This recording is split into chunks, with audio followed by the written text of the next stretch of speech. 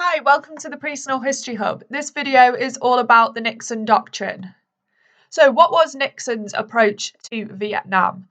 So Vietnam played a big part in the election of the next president, who was President Nixon. He promised to get the USA out of the war. Like earlier presidents, he did not want to leave the war if South Vietnam then became communist. However, he saw the growing opposition to US troops fighting in Vietnam.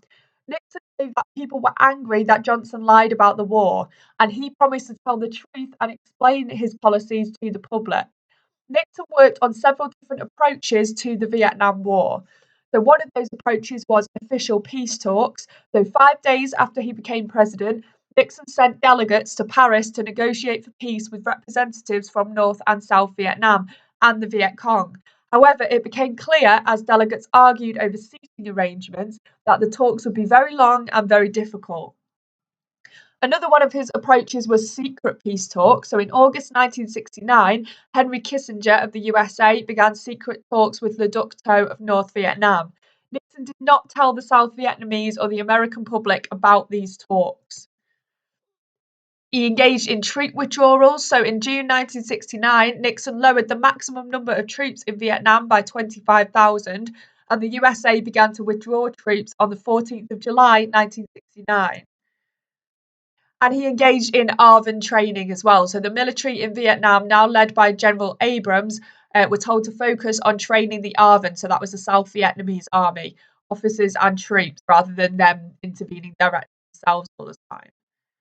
And finally, the secret bombing of Cambodia. So on the 15th of March 1969, Nixon ordered the secret bombing of the part of the Ho Chi Minh Trail that ran through Cambodia.